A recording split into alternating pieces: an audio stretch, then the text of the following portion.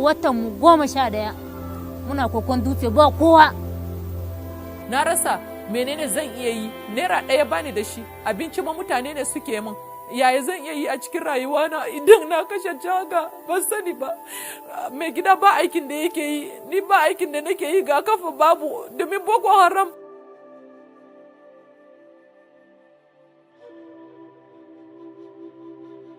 Na ce ban da uwa ban da uba, shin ɗayan ya harbe ni sai ya ce wai an harbe ni, na ce eh.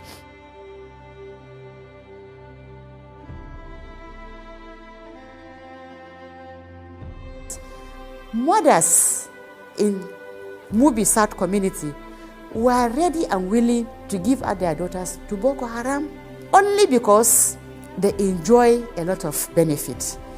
If a Boko Haram is married to your daughter, the Boko Haram person takes care of you, you are the mother-in-law. There is this fear. Instead of their daughters to be killed, it's better they are seeing them alive. Sai gashi na juye baya kawai sai na gansu da bakaken ruguna. Na gansu da bakaken ruguna kawai sun cika. Ga bindiga ne, ga sanduna ne, ga su ada ne. To ni ma gaskiya na shiga wani rami ne. Na je na buya na wuce da kyar na wuce na iso. One fateful day we went to school, and when we came back we met our house burnt with our father inside. Life has not been easy for us. And even we are not able to sleep in our houses. We used to run inside the bush. While I can say without much exaggeration that out of 10 women, 8 have been violated.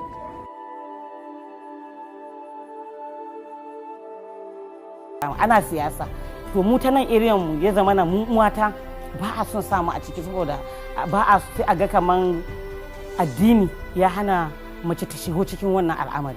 If women are involved, they will contribute their own quotas, because women are the ones that are mostly affected. They are the ones that lose their husbands when there are troubles, when there are conflicts. Women lose their children when there are conflicts. They are the ones that are at the receiving end. Now victims and other vulnerable groups will have access to redress. To a wannan program da muka zo muka nuna musu maganar gender. To yanzu wannan karon kan ma sun nuna ana so ma 11 local government da muke da shi a Gombe state ana sa a ba kowace mace guda ɗaya a local government din as a candidate ko councilor ko chairman. Wannan project za mu tuna cewa ba ya ba mu zaman lafiya da juna.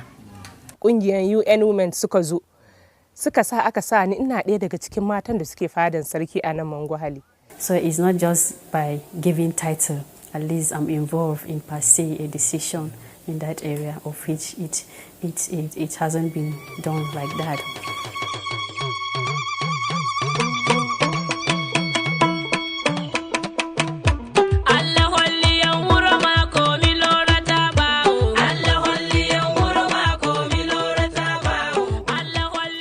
In the last 2 decades, the civil population in some parts of northern Nigeria have experienced series of violent conflicts. In these regions, women and girls are mostly affected. They have always continued to endure unprecedented levels of violence. The program implementation, which began in 2014 and closed out in 2018, had 3 strategic components: strengthen women's role in conflict prevention, peacemaking, and peace building, mitigate the impact of conflict on women and girls, and provide a conducive environment for the effective implementation of UNSCR 1325 while monitoring gender equality commitments in Nigeria. When you look at the project document, the idea is to fulfill these clear objectives. What my experience through this process was that initially was, within the Nigerian context, when we try to find out what are the areas or which areas can women be engaged, and we found that it was important to engage them more effectively in all areas. We did a baseline where we saw that within the country, the states we are working in, that's Gombe Plateau and Adamawa, the engagement of women in any form of decision making was very low. The baseline turned up a number of issues. The lack of a support system, a support mechanism for dealing with gender-specific issues related to peace and security. The gender-blind nature of the peace architecture itself, in the sense that right through the hierarchy of the peace architecture, you find that women are largely absent and they do not get to the top hierarchy of the peace architecture. They are excluded from the negotiations that take place that affect their own lives. So that was one of the things that the UN Women baseline survey helped us to understand. The WPS project actually hoped to achieve the implementation of the National Action Plan, which was already developed by the federal government of Nigeria, led by the Federal Ministry of Women Affairs, which was hoping to achieve the implementation or the localization, so to say, of UNSCR 1325 in Nigeria. The objective of Component 1 was therefore to promote women's engagement in peace building and conflict management processes at all levels. This involved reforming the state peace architecture to one that was gender sensitive and enhancing the peacemaking capacities of women living in the various communities of the 3 selected states. The first time we went to these communities, we got a lot of resistance. A lot of them were saying that this thing we have brought is the Western culture that was coming to dilute the African man's culture. But we made them understand that culture is dynamic. Things change, and the change is for good. The change is for the benefit of the women, the men, and the community at large. So we strategized in such a way that after engaging the chiefs in advocacy and courtesy calls, we engaged those in the traditional council and the men in the community through town hall meetings. Because a woman might want to participate, but her husband will not permit her. But in town hall meetings, we had several of them across all the communities. We made sure that both men and women were brought together, and we sensitized and educated them on the need for women's participation. Actually, very close to me here is Langai district. They have included women in their council, traditional council. We have Mangu district, which they have introduced into their traditional council. And then we have Riom in the northern part of Plateau. And then we have the south, just not equally included. So I think we have a lot of women now. That's a success story. Da mu ba mu iya ma magana cikin mutane ba. Idan aka sa mutane 10 ma mace, kamar ni ba ran iya tashin yi magana a gaban su ba. Da muka samu koyarwa na fara tunanin cewa na yadda zan fita domin mu ma mata a ce an taba yi da mu a ward din. Domin in fita neman kansila. Na fita ba da murya na kadai ba, da matan sun hada kai sun ce yanzu idan na fita su za su goya min baya. Shi yasa na fita neman kansila. WPS suka iso sun koyar da mu. Mun samu dangantaka na son juna, ko Muslim ko Christian, as far muna community daya, mun zama daya. Women, most of the time, are not only victims of conflicts. They can also be agents of conflicts. And for this reason, they shouldn't be left out in any peace negotiation and decision making. For putting women in my council, before now it wasn't easy and the tradition does not warrant it. But when I explained to them and they agreed and answered, I have 6 women in my council. The women have been very helpful now. With the coming of WPS through UN Women, we have been attending different workshops and seminars with them. So with them, they create more awareness to us, and then we notice that there are more important things that the women are going to contribute in the kingdom.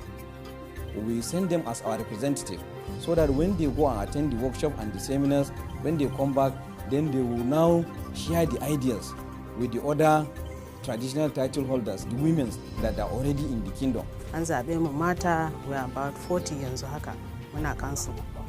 So wani abun ya taso haka mukan shawarci sarki. Muna nan as mashawarta kenan ma sarki. Idan kes ya tashi ba sai an zo gidan sarki ba, sai in ya gagare mu tukuna sannan mu kawo wurin mai anguwa. In ya gagara mai anguwa ya kawo wurin dagaci. Idan ya gagara sai a kawo main palace gaba daya. I come from an area where we have women participating in so many things. We have a woman who is leading a whole community. We call her Waratanzu Mosim. It's a woman. We have to start bringing them in let's say, the traditional council settings, allow them to go into the political settings. That is how we can bring them on. But because of this implementation from 2015 to 18, it has created that massive awareness from the local government level to the state, so there's been that awareness created amongst the populace, but particularly also amongst women. They now, in communities, they understand the need for their involvement in any form of discussion at the community level, any form of decision making. They now understand that they have valuable experience to contribute. We know that women are innate peacemakers. So this project has helped to boost women's self-esteem through the various trainings they received. Bana iya siyawa a gaban jama'a in yi magana.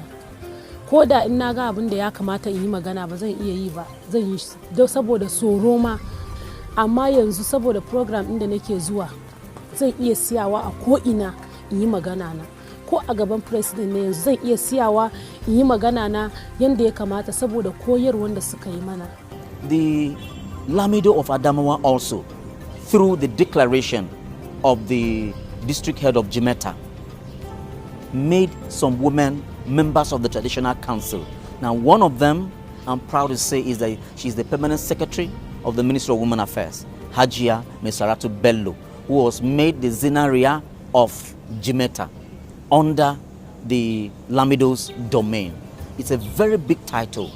Before this program, whenever an issue comes up about involving women, the only talk you will hear is that, forget about these women. Leave these women, please. What will they do in peace and peace building process? What role can they play? Women, this is not their work. But now, it has been realized that women can play a major role in bringing peace and peaceful coexistence within the society, to the extent that the traditional rulers have started involving more women and appointing more women into their councils. Like you can see, I'm one of them, as the Zinarian Jimeta, that is the golden daughter of Jimeta. Muka ce yara suna bata kansu, mutane masu neman kujera su zo su ba su kwayoyi su sha, kuma yaran su ba sa ciki, sai suna ta shaye-shaye, suna masifa da mutane, suna kona taya. Bai kamata ba, don haka muna roƙon su, duk yaron da yana wannan abun nan, don Allah muna so ya bari. Ni kiran da aka yi min mato, ni wazin da nace to me ne wannan abun, mu ne kullum za ta kira mu, so yanda an kira mun nan shine yasa ni ya bani karfin gwiwa na drop out. We had a success in Kaltungo, an emir of Kaltungo that has been doing it. He has been involving women in mediation, in settling disputes in his community. So we took up his story, we shared it with other community leaders, and overwhelmingly, most of them embrace it, and they have started including women in their traditional council, bringing them to the table. One of them specifically said, "You have made our work easier. We did not know that women can be this effective." Civil populations are gravely affected by violent conflicts, but there has always been a distinction in the nature of how such conflicts affect women and girls. The objective of Component 2 was to increase the access which women and girls had to report cases of human rights abuses and other forms of violence, and to also have easy access to protective services. Because if you do not end such practices, it has a negative impact on both the victims and the society at large. A woman or a girl that is subjected to violence is likely to be hampered from being very effective, being productive, being able to contribute to socio-economic development and all that. In fact, in 2014, the National Population Commission of Nigeria conducted a very important survey, a national survey on the prevalence of violence against children, and the findings were alarming, really indicating that 1 out of 2 children in Nigeria suffer severe forms of physical violence before reaching 18, and 1 in 4 girls suffer sexual violence. So really, it's a very high prevalence. What was even more shocking is that from all those children that suffer violence in Nigeria, less than 7% seek any help, and less than 5% of those that seek support receive any support whatsoever. So basically, children are suffering a lot and in silence with no help. So really, there was a dire need to address that issue. This principle of the culture of silence, there was so much stigma attached to reporting gender-based violence. Whether it's your partner, your spouse, people feel some things should be kept in the bedroom. Whether rapes of young minors, we felt many parents would rather keep the issue under the carpet than report it because of the stigma attached to the child. And so we were able to tell them that gender-based violence is a human rights violence. It's a human rights abuse. And people need to see that from that perspective, that it is a human rights violation and abuse, whether perpetrated by state actors or whether perpetrated by citizens. So my husband will bring me come from this country with a fight before, no peace in my house, headache too much. But now, the way the community of the WPS help us, because as they come settle us, then they help us, and not be only me, we so plenty where the community don't help us. Wata yarinya a community ɗinmu wani da wani ya rafin ɗinta sunanta Khadija. Ya rafin ɗinta sannan sai ya zo ya ce shi ba shi yayi ba, ya denying. Aka rubuta report muka kawo Women Affairs, sannan suka haɗa mu da Human Rights, daga Human Rights aka haɗa mu da Federation of Women Lawyers akan za a ɗau mataki akan case ɗin. We have used this platform to go into those localities and communities to enlighten people about human rights. And what we have also noticed about women's rights and what has helped us also in the commission is that we've been able to enlighten women about their rights. They have also involved the issue of girls, our young girls, who have hitherto been abused. Some of them don't even know where to go to because they don't know their rights.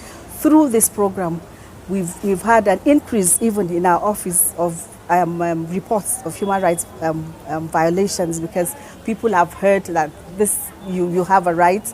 You don't. The issue of silence, it must be broken. You have to report when you are violated, when you're abused, and because of that, we've had quite an increase in the number of complaints that have come to us bordering on gender issues, especially women and girls.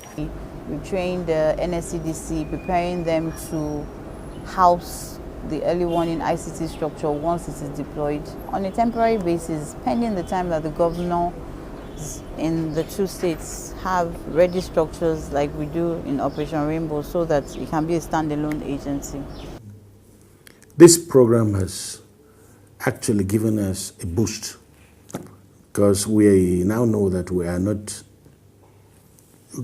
going it alone, that taking the parochial thinking about men and men alone and involving women in the peace architecture of the state, they can do a lot in prevention. It's the willingness and the enthusiasm of these actors to collectively and collaboratively, and for the first time, to include and mainstream issues of gender within their response strategy. For me, it has been most wonderful. At the United Nations Security Council Resolution 1325 on women, peace and security was adopted to provide a broad political framework for addressing women's protection and their role in peace processes before, during and after violent conflicts. Another resolved area under this program is to see that gender bills are passed, because we want to create an enabling environment for the effective implementation of this resolution. And one way is to have a framework, a legal framework, that could back all the efforts the different structures are doing. So the Gender and Equal Opportunity Law actually is a document that advocates for gender equality.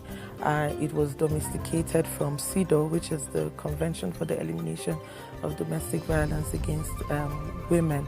And UNSCR 1325 actually aims at achieving the inclusion of women in peace and security processes before, during and after violent conflict. The UN Women has really helped us to make that bill, and presently the bill was with the Ministry of Justice, but just last week it was returned to the ministry. Now it is only to check in the corrections that the Ministry of Justice has made and then forward it to the Honorable Commissioner so that she can forward it to the executives. From there, then it will go to the House of Assembly for the passage. So we are hoping that very soon the bill will be passed.